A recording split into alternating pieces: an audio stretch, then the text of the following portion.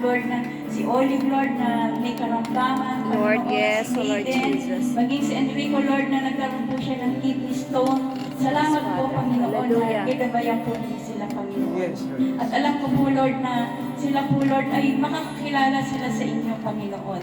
At maraming salamat din po, Panginoon, sa araw na ito, Lord, na Yes, Lord. kami po, Lord, ay makikinig ng iyong mga salita. Amen, Lord Lord, Jesus. pinupuri po namin kayo, Panginoon. Pinasasalamatan sa pangalan ng aming Panginoong Jesucristo na aming tagapagligtas. Hallelujah. Amen. Amen, Lord God. Hallelujah.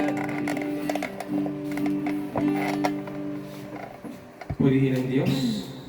Sige mga kapatid, tayo po ay makakaupo na.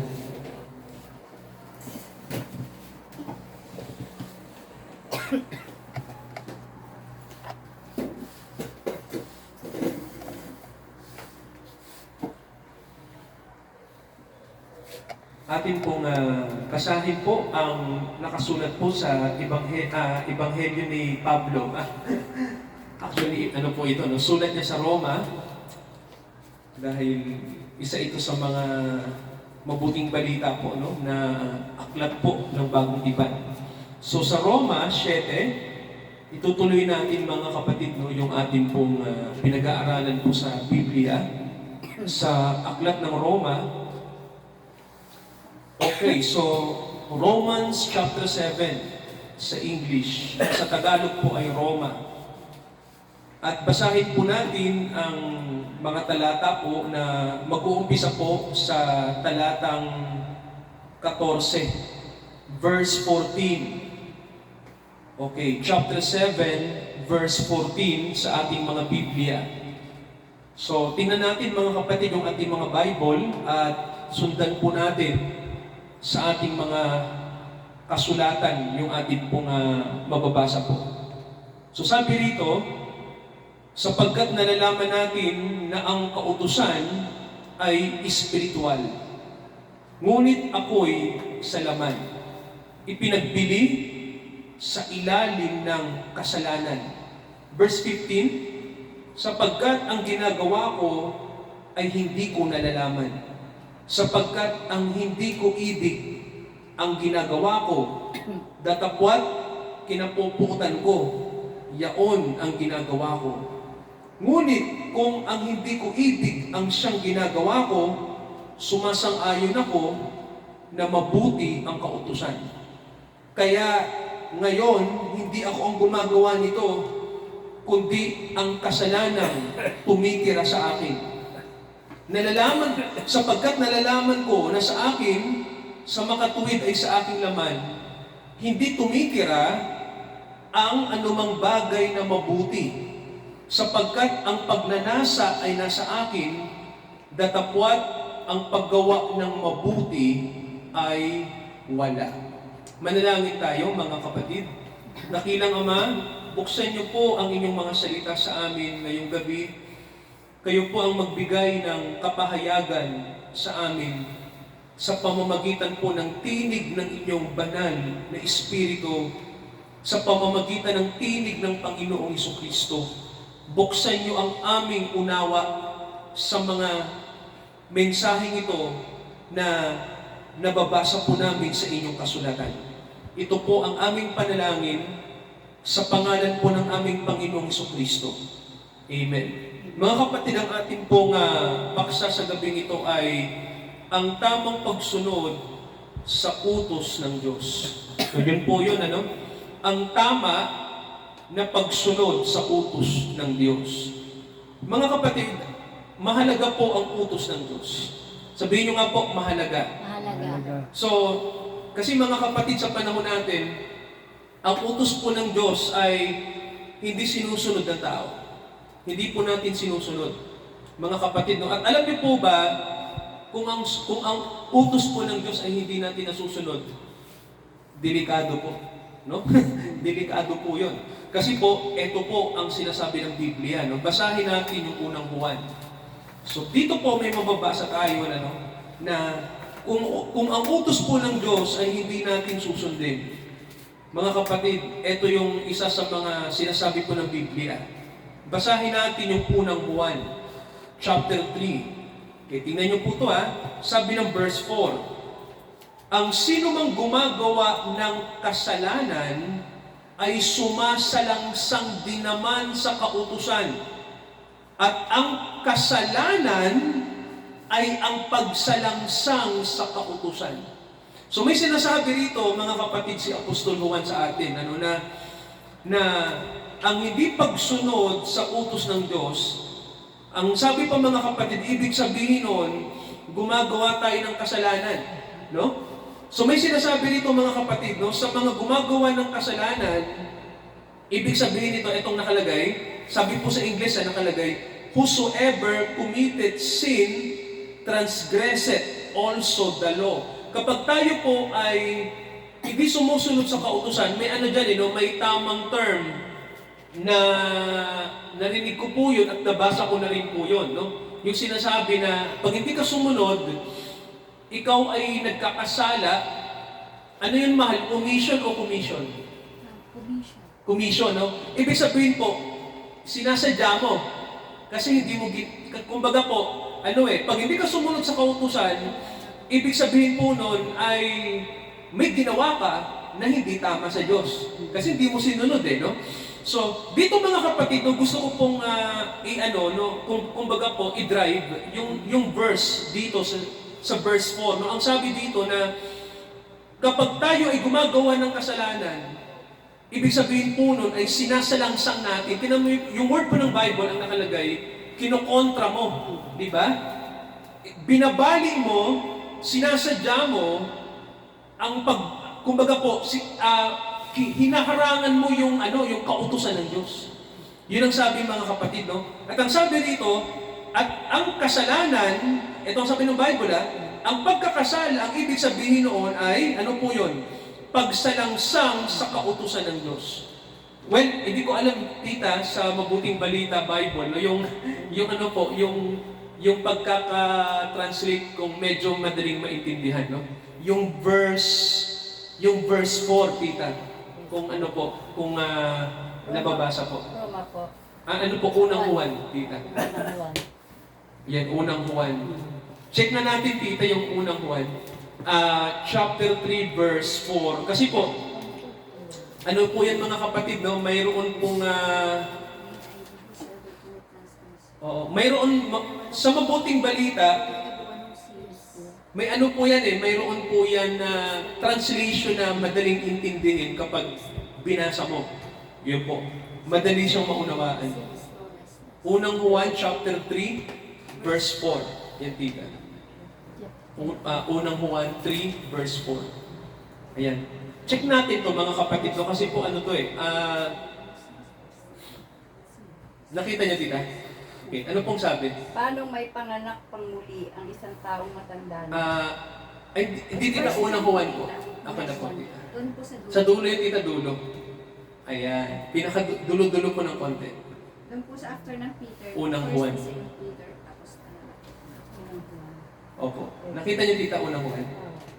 Nandiyan yan, sa dulo-dulo. Ayan, opo.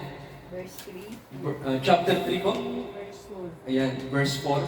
Ang bawat nagkakasala ay lumalabas sa kautusan ng Diyos. Lumalabag po.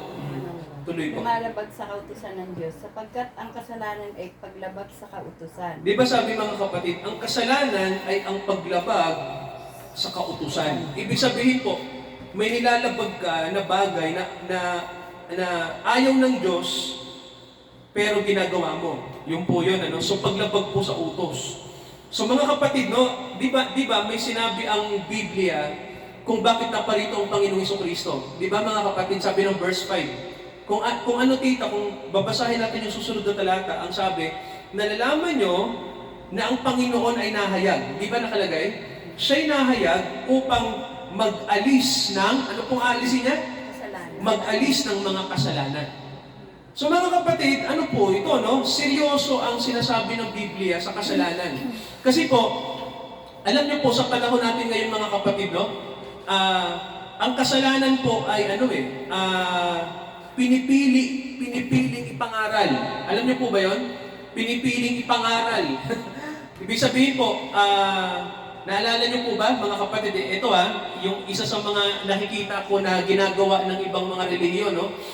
At ng maraming relihiyon sa panahon natin. Di ba, naalala niyo po yung 10 utos? Di ba, naalala niyo po yung utos ng Diyos na nakalagay sa Exodus? Okay, basahin natin yung Exodus 20. Okay. Tingnan niyo ito mga kapatid, no? Yung 10 utos sa Exodus 20. So, tingnan niyo to. Eto, utos talaga ng Diyos to. Hindi pwedeng baguhin, mga kapatid, no? So, basahin ko po. Tingnan niyo po, Exodus 20. Okay, basahin natin yung verse 1. Anong sabi dito? Sinabi ng Diyos ang lahat ng salitang ito, ako ang Panginoon mong Diyos, na naglabas sa iyo sa lupain ng Ehipto, sa bahay ng pagkaalipin. Huwag kang magkakaroon ng ibang mga Diyos sa harap ko. Nakita niyo po? O, tingnan niyo po yung verse 4 Pag-apak ng verse 4, ang sabi, huwag kang gagawa para sa iyo ng larawang inanyuan.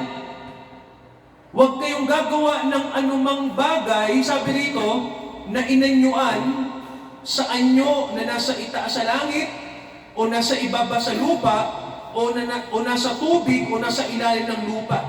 Sabi ng verse 5, huwag mong yuyukuran sila o paglilingkuran sila. So, may tanong po ako, kanino pong utos yan, mga kapatid? Kanino pong utos yan? Saan galing? Kanino galing? Sa Diyos. Pero mga kapatid, pag yan, titingnan nyo sa mga simbahan ngayon, yung mga matatandang relihiyon, pag nakalagay ang 10 utos, nakalagay po ba yan? Sa palagay niyo po, nakalagay ba yan?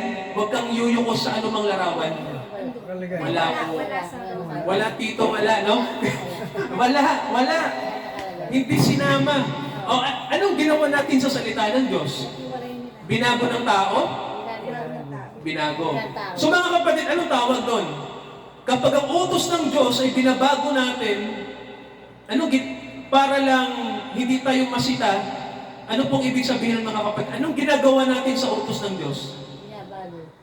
Tama, tita. At pag binabago natin, anong ibig sabihin nun? Ano, tita? Sinasalangsang. Ibig sabihin, nilalabag natin, di ba? Ibig sabihin po ng paglabag po yun, no? Yung pong yun lang pong hindi paglagay, mga kapatid, di ba? Ang sinasabi ko, tito, na relihiyon, yung kilalang relihiyon sa Pilipinas. Yung pinakamatandang relihiyon na dinala ng mga Kastila, di ba mga kapatid? So, hindi nila nilalagay yung mismong, na yun mga kapatid, no? Yung utos na yun. So, mga kapatid, puntahan natin yung yung Roma uli, balikan natin. So, bakit po ba mga kapatid, hindi natin nasusunod yung utos ng Diyos? Bakit po ba? Ano po bang dahilan? At eto po, tingnan nyo mga kapatid ang dahilan kung bakit po hindi natin nasusunod ang utos ng Diyos. At ano po ba ang pwedeng mangyari po, no? Kung hindi po natin susundin ang utos ng Diyos?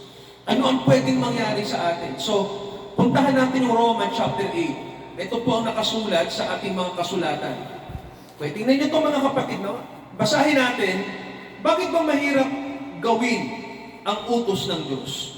So, siguro po bago yung Roma 8, basahin ko uli yung Roma 7. Okay, ito po sabi, tingnan nyo mga kapatid, Romans 7 verse 14. Sabi rito, nalalaman natin na ang kautusan ay espiritual. Okay, sabihin nyo nga po espiritual. Yan, espiritu. Ibig sabihin mga kapatid ganito, ang ibig sabihin po, kapag ang Diyos nag-utos, ang ibig sabihin po nun, gusto ng Diyos na ang tao ay maging espiritual. Kaya sabihin nga po natin ulit, espiritual. Yung ibig sabihin mga kapatid, hindi po pwede na ang ating pagtrato sa Diyos ay, mga kapatid, hindi po pwede na ang ating pagtrato sa Diyos ay hindi espiritual sa paglapit natin sa Kanya. Kasi po, ito yung problema natin, sa panahon na to mga kapatid, Sabihin nyo nga po problema. Ibig sabihin po, ang akala, maraming tao po, ito yung iniisip natin di ba? Na ang akala ng mga tao, ang paglapit po sa Diyos ay basta lang na tayo ay nagpa-practice ng religion. Naintindihan yung mga kapatid, no? Yun yung tingin natin ng paglapit sa Diyos, no? Teka lang po, medyo ma-echo lang. Ito, walang echo eh. Medyo malinaw to. Maraming tao po, ang tingin natin na ang tamang paglapit sa Diyos, mga kapatid, no, ay, ito po, basta lang tayo ay gumagawa ng relihiyon. Paglapit na sa Diyos yun. Ganon yung tingin natin, di ba?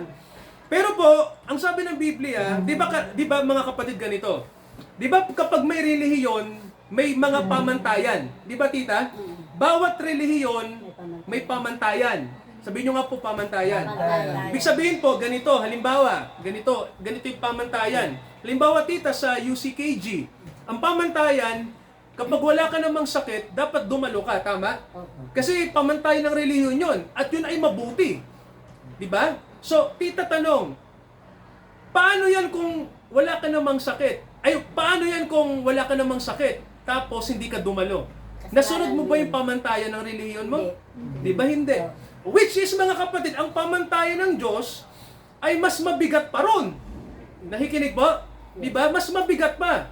Ito tanong, kung yung pamantayan nga ng relihiyon mo hindi mo kayang gawin, paano kung sa Diyos na? Paano na kung mayroon na siyang sinabi na hindi natin nagawa? Di ba mga kapatid? Yes. Di ba? Mahirap mang makasunod sa pamantayan ng relihiyon eh. Gaano pa kaya kung galing na sa Diyos yung utos?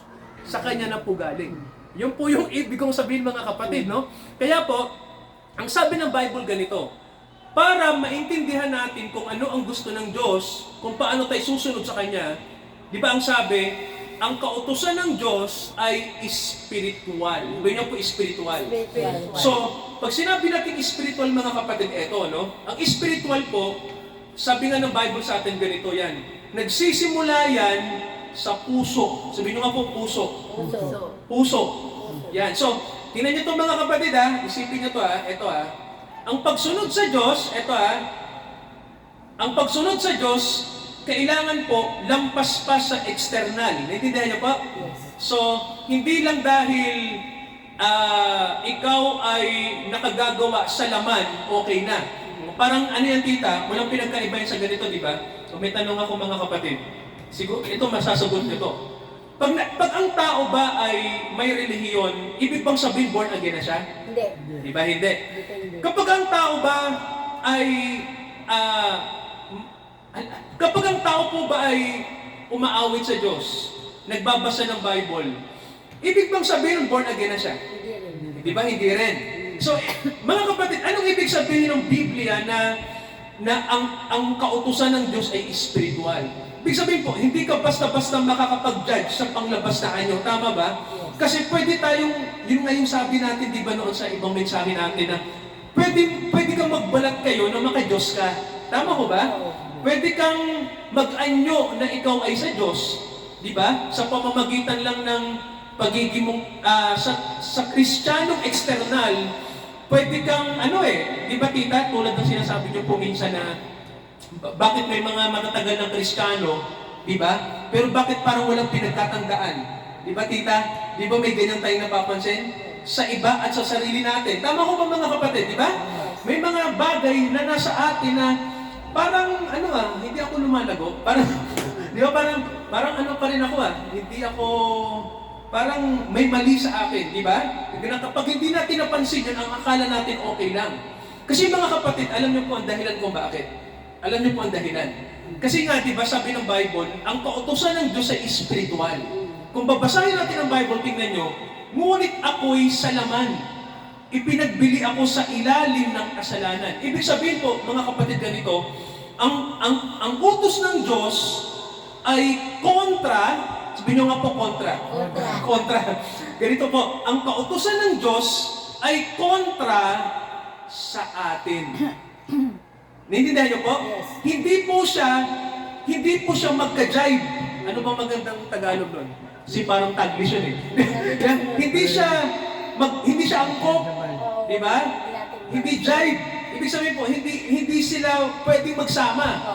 Kasi pag sinabi mong ang kautusan ng Diyos ay spiritual, kumukontra yon sa atin.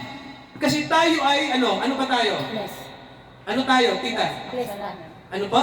Bless. Tama, makasalanan tayo, no? Well, gamitin natin yung salita ng makasalanan, no? Tayo ay may kasalanan. Kaya ano po, magkakontra. Di ba mga kapatid? Ibig sabihin, ganito yung kakaibang sinasabi ng Bible dito. Yung gusto ng Diyos na gawin natin, kontra sa ating pagkatao. Naintindihan niyo po? O parang ganito dito. Hindi, kunyari lang po kunyari po, hindi ka kumakain ng ampalaya. Pero ang utos sa'yo, kumain ka ng ampalaya, pero ayaw mo. Tama ba? So, ganito yan. Ang Diyos, kakaiba, kasi nag-uutos siya ng mga bagay na kontra sa pagkatao natin. Naintindihan niyo po? Yes. Di ba? Napansin niyo? Di ba? Lahat ng utos ng Diyos, hindi natin ginagawa. Tama ba? Kinukontra natin. Bakit mga kapatid? Kasi ganun tayo. Ganun ka. Ikaw yan. Kalikasan mo yan. Di ba? Pwede tayong magkunwari sa Diyos na nasusunod natin, pero ang totoo nung deep inside, ayaw natin. Di ba mga kapatid, no? Kaya alam niyo po, ito yung gustong gamutin ng Diyos sa atin, mga kapatid, no? Gusto niyang ugatin kung ano ang problema natin, no? Kaya ano po, alam niyo po yung utos ng dumating, di ba mga kapatid sa Bible, kung magbabasa kayo ng Exodus, di ba sabi ng Diyos, huwag kayong gagawa ng larawan. Di ba sabi ng Diyos, huwag kayong gagawa ng inanyuan. Anong ginawa ng bansang Israel? Kung napanood yun po yung 10 utos, yung 10 commandments, ano pong ginawa nang sabihin ng Diyos, huwag kayong gagawa ng larawang inanyuan? Anong ginawa ng bansang Israel? Di ba kinontra nila ang Diyos, gumawa sila ng baka na estatwa, gawa sa ginto, tama ba? At ang sabi nila, sambahin natin ang Diyos. Ito ang Diyos. Inihalin tulad nila ang Diyos sa baka. Tama ba mga kapatid? Di ba, sino nakapanood ng 10 utos? Sino pong nakapanood ng 10 commandments? Sino nakabasa nun sa Bible? Di ba nakita nyo na kinontra nila? So, ibig sabihin noon, di ba, meron ng minsan nagtanong sa akin na, hindi ko alam sagutin nyo noon Sabi, kabataan pa kasi ako noon. Kasi nakikinig na kami sa mga pastor Iniisip namin, ba't kaya ang Israel, tawag dito, nakita nila yung mga milagro, tama ba? Nakita nila yung mga milagro, tapos nag-utos na ang Diyos sa kanila ng na huwag kayong gagawa ng anumang larawan, di ba? Dahil magagalit ako. Pero bakit nila nagawa, di ba? Tapos tita, ang malupit pa nito, ano pa? Kumbaga parang majority ang gumawa. Ibig sabihin, sama-sama nilang, nagtulong-tulong sila na lumaban sa Diyos. Di ba napansin niyo po? So mga kapatid, alam niyo po ang dahilan kung bakit. Kasi nga po, ang sabi ng Bible sa atin, tayo po ay kumukontra sa Diyos. Kalikasan natin, hindi tayo sa Espiritu. Ibig sabihin mga kapatid, mayroong nasa atin na hindi tama. Amen po ba? Hindi po tama.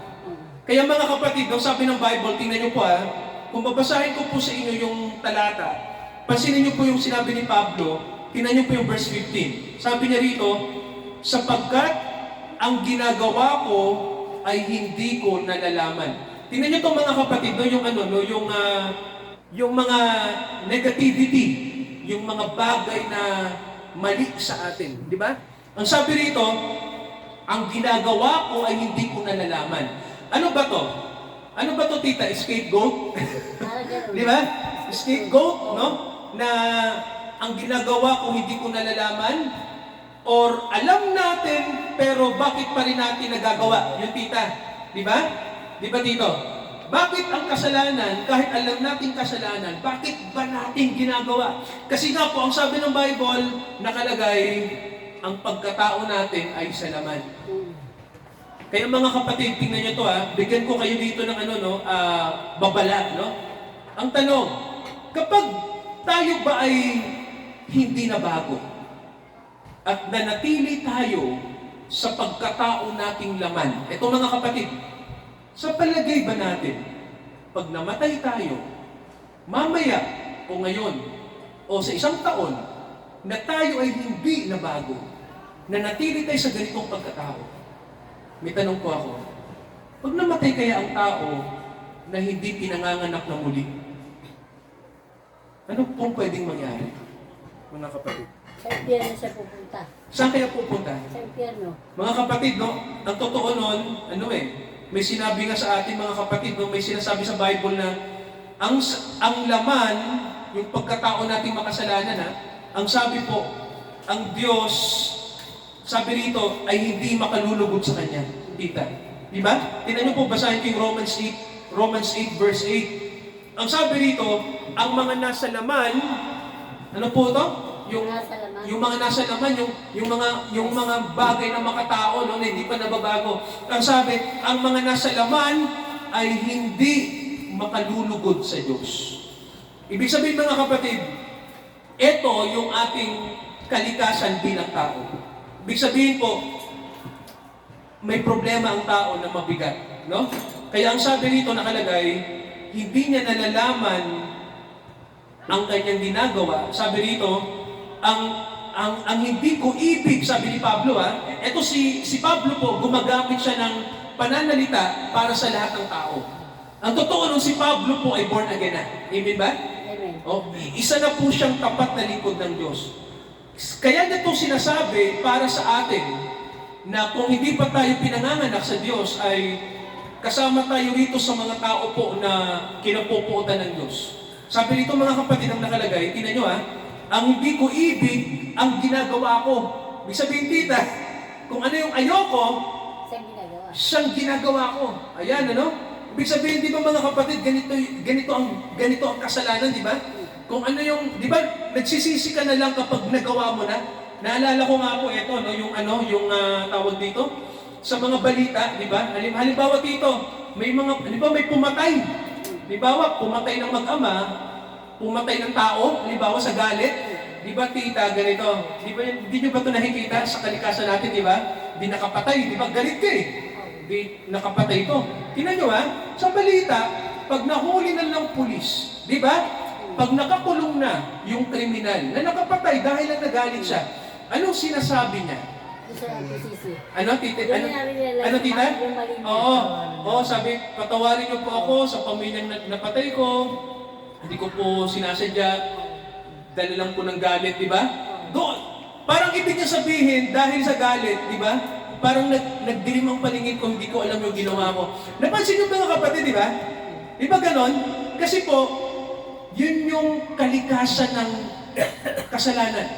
Di ba, no? Gagawin niya yung bagay na ayaw ng Diyos. Gagawin niya yung bagay na alam ng mali, pero dahil mga kapatid, yun siya, di ba? Sa laman di ba? Kasi pag sa laman, makasarili yun, di ba? Ang kanya lang gusto, yung masusunod. O kaya, hindi niya uunawain yung kanyang kapwa, tita. Ganon. O kaya ay, ang sinasabi natin, self-centered, di ba? Pag nakafocus ka lang sa sarili mo, hindi yun sa Diyos. Di ba? So, anong napapansin ng mga kapatid sa sinasabi ng mga kriminal? Sorry po, di ba? Pero anong nangyari? Ano na nangyari, tita? The damage has already done, di ba? Nagawa mo na ang mali. Kaya lang, huli na kasi nandiyan na yung consequence, di ba? Nandiyan na. Kaya ang sabi ni Pablo, mga kapatid, itong sabi niya, anong sabi niya? Ngunit kung ang hindi ko ibig ang ginagawa ko, sumasang-ayon ako na mabuti ang kautusan. Sa kabilang banda po ganito, no? May sinabi si Pablo, mga kapatid, no? Kung ang hindi natin ibig ang siyang ginagawa natin, sumasang-ayon tayo na mabuti ang kautusan. Basahin ko nga sa English, no? If then I do that which I would not, I commit unto the law that it is good. So, kung titingnan niyo po mga kapatid, no, kung ang hindi ko ibig ang siyang ginagawa ko, sabihin niyo nga po, kung ang hindi ko ibig ang siyang ginagawa ko, sabihin niyo nga po, ngunit, kung ang hindi ko ibig ang siyang ginagawa ko, sumasang-ayon ako na mabuti ang kautusan. Ang kautusan ba ng Diyos mabuti? Mabuti. Tama. Pero mga kapatid, kapag tayo po ay inutusan na ng Diyos, nagagawa ba natin? Kailangan sumunod tayo. Oo, kailangan nating sumunod. Pero nga, ang sabi nga ng Bible, hindi natin talaga nasusunod, no? Kasi sa ating kalooban, mga kapatid, ay may kumukontra. Ano nga po, no? may kumukontra sa loob natin. Kaya, di ba Tita Sol, ang sabi sa atin ng Panginoon, di ba? Malinaw dito, di ba ang sabi, ang nakalagay, kailangan kang ipanganak na muli. Amen ba ron? Yes. Di ba sabi, you must be born again. Oo. Saan tayo mababorn again? Sa laman o sa espiritu? Sa spirito. Sa espiritu. Kasi mga kapatid, kapag tayo po ay naging spiritual na, sabihin nyo nga po spiritual. Spiritual. Kapag tayo po ay naging spiritual na, doon pa lang tita ha, doon pa lang makakasunod ka sa utos ng Diyos. Kasi po, ang kautusan po ng Diyos is spiritual. Ibig sabihin, babagay na sa atin. Amen ba ron? Pag tayo po ay spiritual na, doon, magkakaroon ka na tita ng sinasabing free will to obey God's will. Yung po, to obey God's words or law. Yung ano, sabihin nyo nga po, utos. Yan, so, ang utos mga kapatid, sa totoo po, mabuti yan. Yung nga lang, ang sabi nga ni Pablo, itong mabuti na ito, gumagawa sa atin ng masama.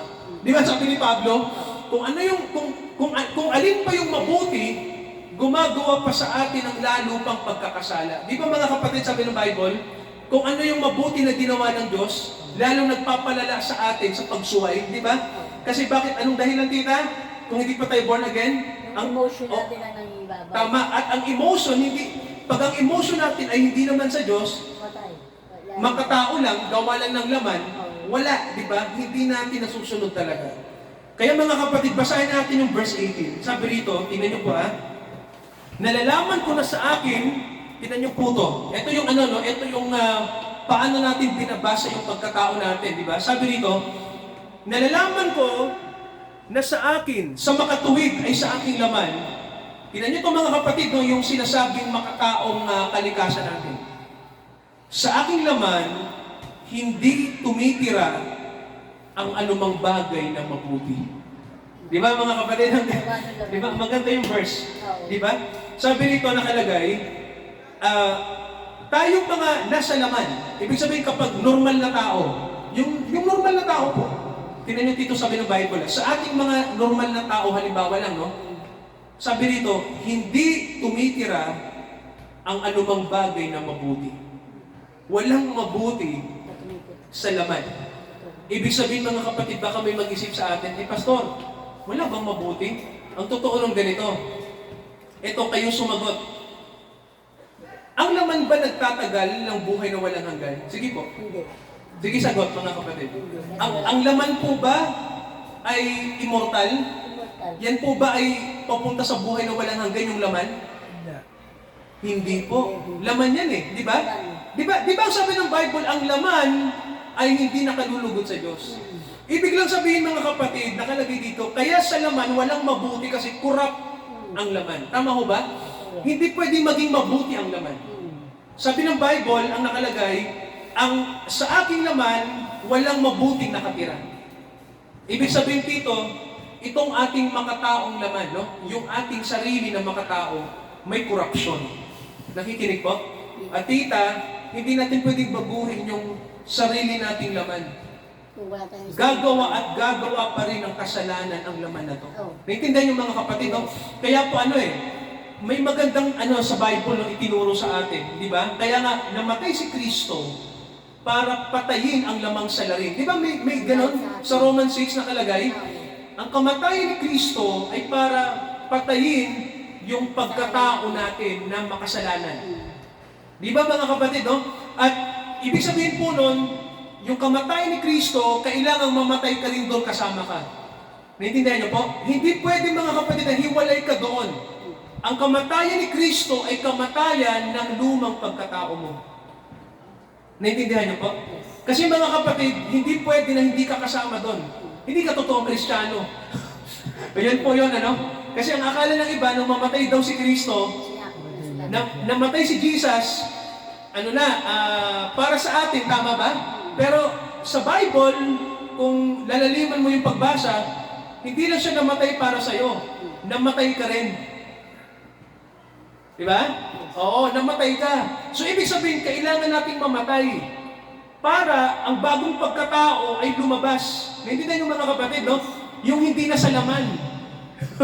Oo, kundi spiritual. Yun po yun, no? So hanggang dito tayo. So pinag-aralan natin, ano? Kailangan mga kapatid, malaman natin ang kalooban ng Diyos sa buhay natin. Para tayo po ay hindi mangapa sa dilim sa panahong ito. Bagkus, maunawaan natin ang sinasabi po ng Biblia sa atin. Ang salita ng Diyos. Sige mga kapatid, manalangin tayo. At lumapit tayo sa Panginoon ngayong gabi. Hilingin natin sa Diyos na ipaunawa niya sa atin itong mga salitang ito na itutuloy po natin sa isang linggo. Manalangin tayo mga kapatid. Dakilang Ama, humihingi kami ng tulong sa inyo na ipaunawa niyo po sa aming patuloy ang inyong salita. Sapagkat kung paiirali namin ang aming makataong kalikasan, mamamatay kami. Hindi kami mababago kung hindi mamamatay ang dati naming pagkatao. Tulungan niyo kami na isuko ang aming mga sarili sa Panginoong Hesukristo na nagkaloob ng kanyang buhay para sa amin, para kami po ay mabago, maipanganak na muli sa espiritual, at makasunod kami sa inyong kautusan. At ang inyong kautusan ay mahalin kayo, ibigin kayo ng buong puso, isip, lakas at kaluluwa. Upang ibigin din namin ang aming kapwa gaya ng aming mga sarili. Dakilang Ama, umiral naman sa amin ang makalangit na pag-ibig sa buhay namin. Sapagkat ang pagsunod sa inyo ay may kalakip na pag-ibig dahil kung mahal namin kayo, ay susundin namin kayo. Ang totoong nagmamahal sa inyo ay susunod sa inyo. Dakilang Ama, sa araw na to, pagpalain niyo po ang bawat isang nandito ngayon. Nawa po, pasakop kami sa inyong salita upang kami mabuhay ng ganap. Sa pangalan ni Jesus, lahat tayo, mga kapatid, magsabi po ng Amen. Amen. Amen. Okay, sa ating pong mga pagkakaloob, mga kapatid, meron tayong mga sobre dyan, no? At tayo po ay ilagay natin yung sobre po.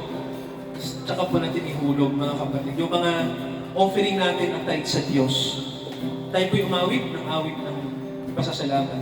Seek ye first thy kingdom of God and His righteousness,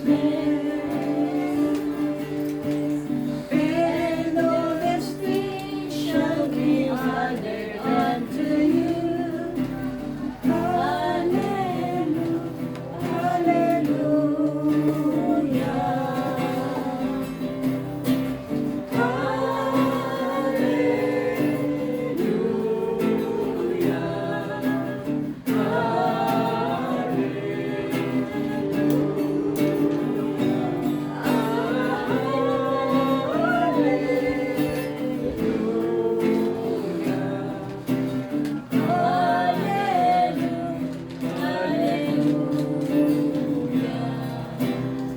Tayo po tumayo. Seek ye first thy kingdom of God and His righteousness, and all these things shall be added unto you. Hallelujah, hallelujah.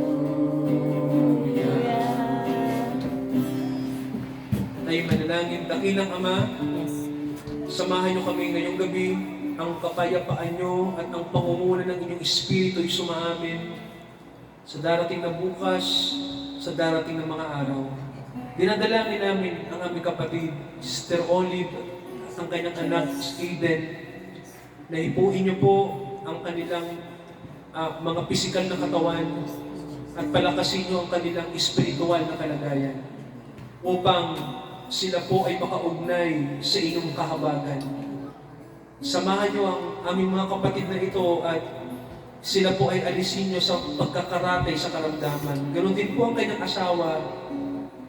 At salamat dakilang Ama, na kayo ang dakila naming manggagamot, na siya nagpapagaling ng lahat ng aming sakit. Kasangkapan niyo lang po ang mga medisina, ang mga doktor, pero kayo po ang pinakamataas na pisisya namin.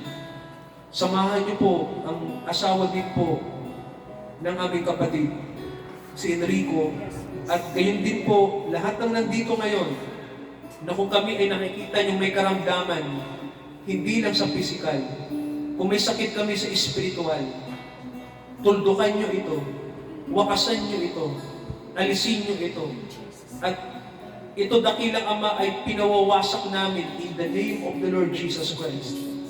At kami ay gumaling sa espiritual.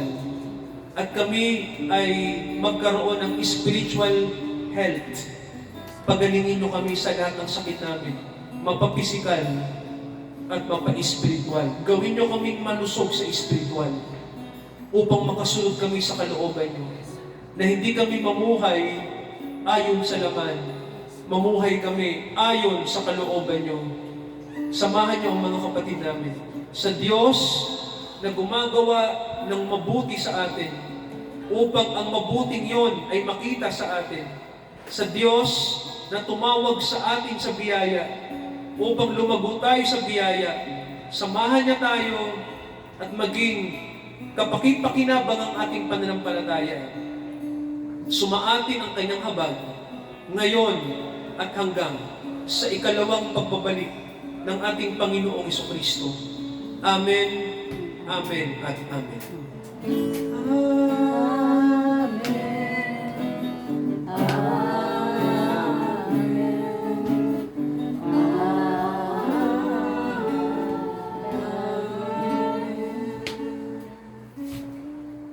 Good evening po sa ating lahat. Gabi po.